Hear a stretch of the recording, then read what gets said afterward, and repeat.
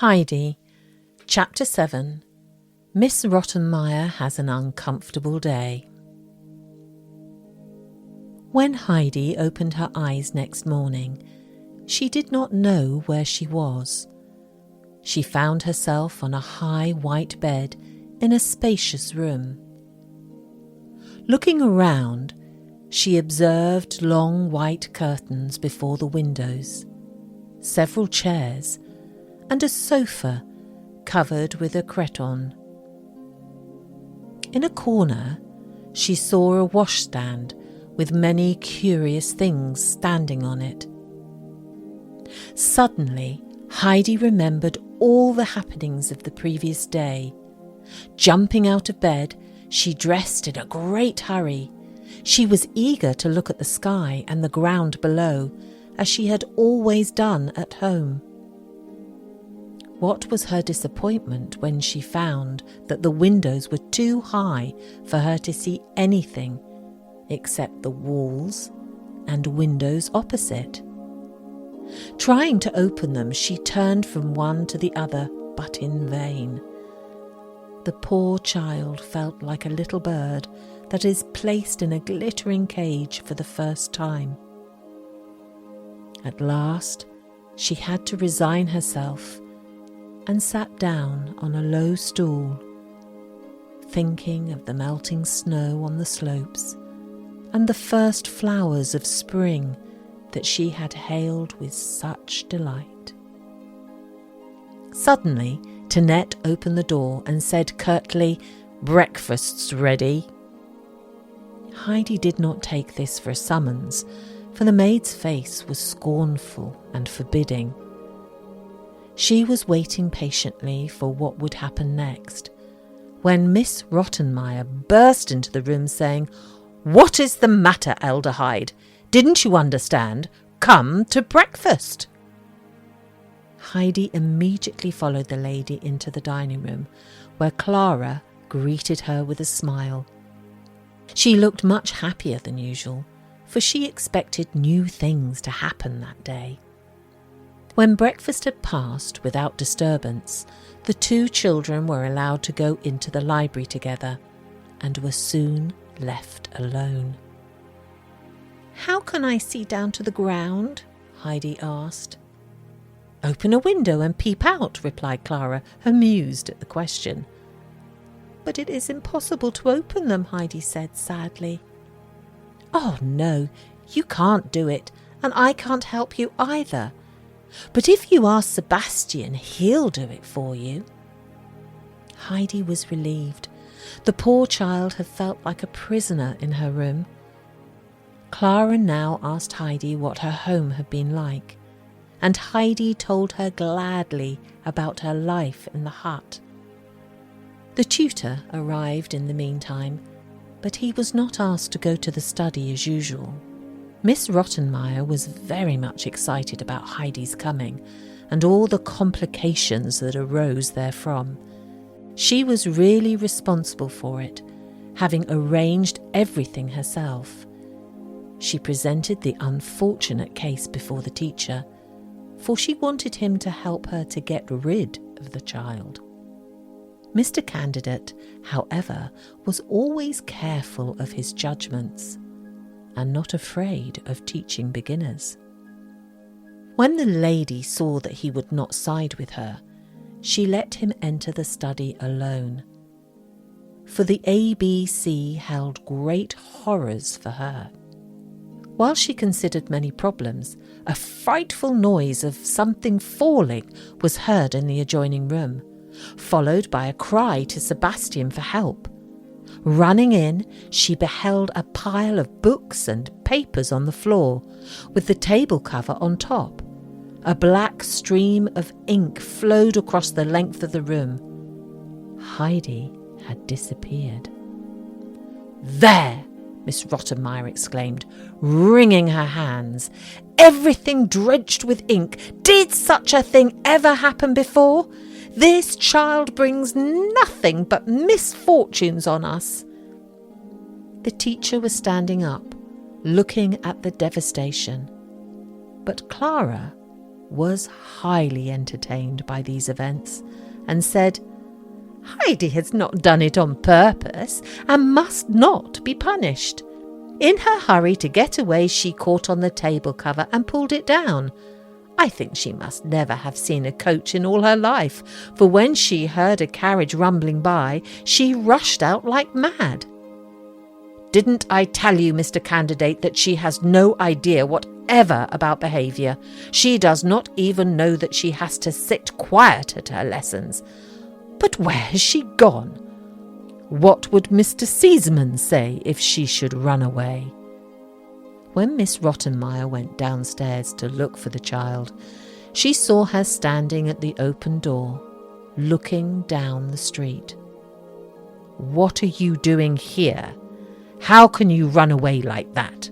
scolded Mrs. Rottenmeir. "I heard the fir trees rustle, but I can't see them and do not hear them any more," replied Heidi, looking in great perplexity down the street. The noise of the passing carriage had reminded her of the roaring of the south wind on the Elbe. "Fir trees? What nonsense! We are not in a wood. Come with me now to see what you have done." When Heidi saw the devastation that she had caused, she was greatly surprised, for she had not noticed it in her hurry. "This must never happen again," said the lady sternly. "You must sit quiet at your lessons. If you get up again, I shall tie you to your chair. Do you hear me?" Heidi understood and gave a promise to sit quietly during her lessons from that time on. After the servants had straightened the room, it was late, and there was no more time for studies. Nobody had time to yawn that morning. In the afternoon, while Clara was resting, Heidi was left to herself. She planted herself in the hall and waited for the butler to come upstairs with the silver things. When he reached the head of the stairs, she said to him, "I want to ask you something." She saw that the butler seemed angry, so she reassured him by saying that she did not mean any harm. "All right, miss. What is it?" "My name is not Miss. Why don't you call me Heidi?" "Miss Rottenmeir told me to call you Miss." "Did she? Well, then it must be so. I have 3 names already," sighed the child. "What can I do for you?" asked Sebastian. "Can you open a window for me?" "Certainly," he replied. Sebastian got a stool for Heidi, for the windowsill was too high for her to see over. In great disappointment, Heidi turned her head away. "I don't see anything but a street of stone. Is it the same way on the other side of the house?" "Yes." "Where do you go to look far down on everything?" "On a church tower. Do you see that one over there with the golden dome? From there you can overlook everything." Heidi immediately stepped down from the stool and ran downstairs. Opening the door, she found herself in the street, but she could not see the tower anymore. She wandered on from street to street, not daring to accost any of the busy people. Passing a corner, she saw a boy who had a barrel organ on his back and a curious animal on his arm. Heidi ran to him and asked, "Where is the tower with the golden dome?" "Dunno," was the reply. "Who can tell me?" "Dunno." "Can you show me another church with a tower?" "Of course I can." "Then come and show me." "What are you going to give me for it?" asked the boy, holding out his hand. Heidi had nothing in her pocket but a little flower picture. Clara had only given it to her this morning, so she was loath to part with it. The temptation to look far down into the valley was too great for her, though, and she offered him the gift. The boy shook his head to Heidi's satisfaction. "What else do you want?" "Money," I have none, but Clara has some. How much must I give you?" 20 pennies. "All right, but come." While they were wandering down the street, Heidi found out what a barrel organ was, for she had never seen one. When they arrived before an old church with a tower, Heidi was puzzled what to do next, but having discovered a bell, she pulled it with all her might. The boy agreed to wait for Heidi and show her the way home, if she gave him a double fee. The lock creaked now from inside, and an old man opened the door. In an angry voice he said, "How do you dare to ring for me? Can't you see that it is only for those who want to see the tower?" "But I do," said Heidi. "What do you want to see? Did anybody send you?" asked the man. "No, but I want to look down from up there." "Get home and don't try it again." With that, the tower keeper was going to shut the door, but Heidi held his coattails and pleaded with him to let her come. The tower keeper looked at the child's eyes, which were nearly full of tears. "All right, come along if you care so much," he said, taking her by the hand. The two climbed up now many, many steps, which got narrower all the time. When they had arrived on top, the old man lifted Heidi up to the open window. Heidi saw nothing but a sea of chimneys, roofs, and towers, and her heart sank. "Oh dear, it's different from the way I thought it would be," she said. "There, what could such a little girl know about a view? We'll go down now, and you must promise never to ring at my tower any more."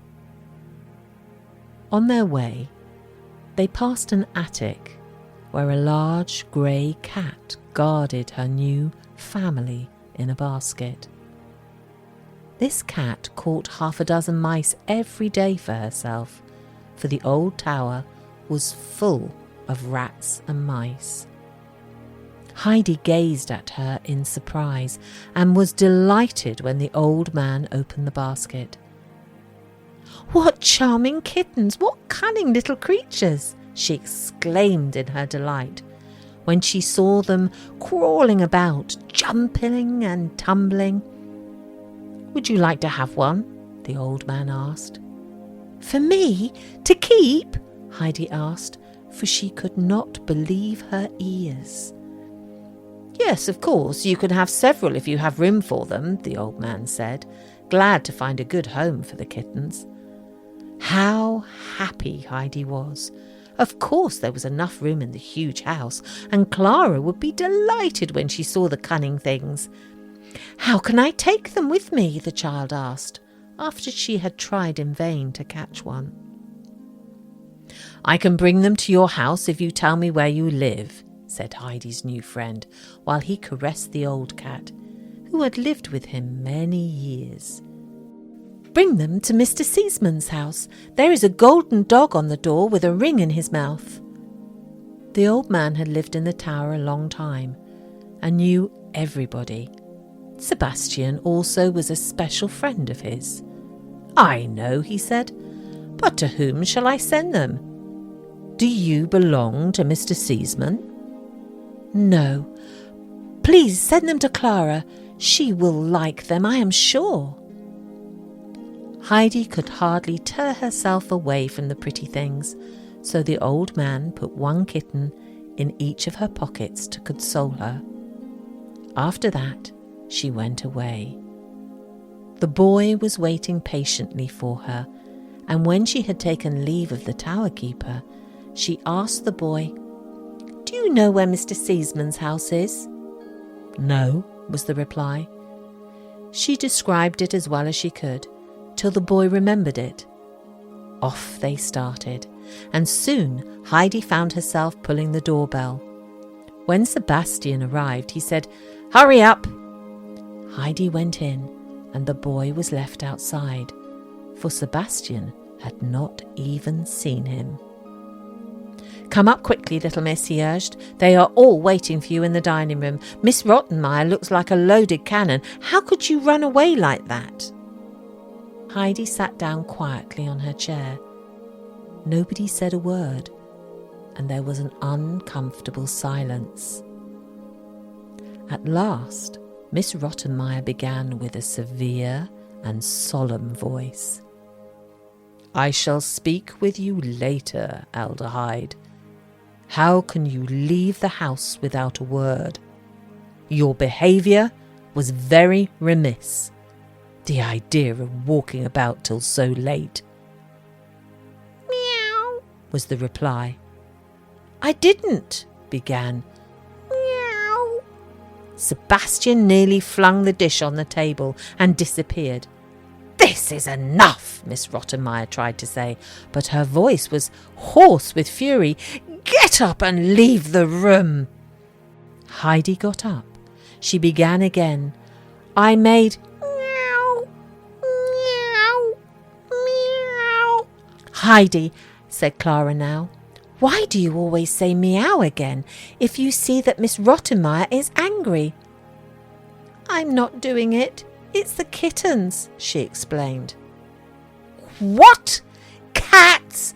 Kittens?" screamed the housekeeper. "Sebastian, Tinette, take the horrible things away."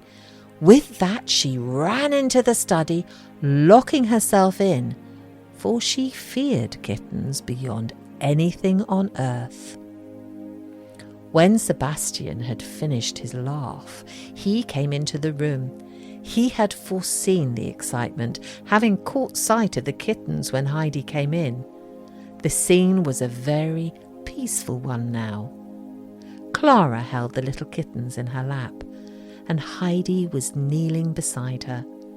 They both played happily with the two graceful creatures. The butler promised to look after the newcomers and prepared a bed for them in a basket. A long time afterwards, when it was time to go to bed, Miss Rottenmeir cautiously opened the door. "Are they away?" she asked. "Yes," replied the butler, quickly seizing the kittens and taking them away. The lecture that Miss Rottenmeir was going to give Heidi was postponed to the following day, for the lady was too much exhausted after her fright. They all went quietly to bed, and the children were happy in the thought that their kittens had a comfortable bed.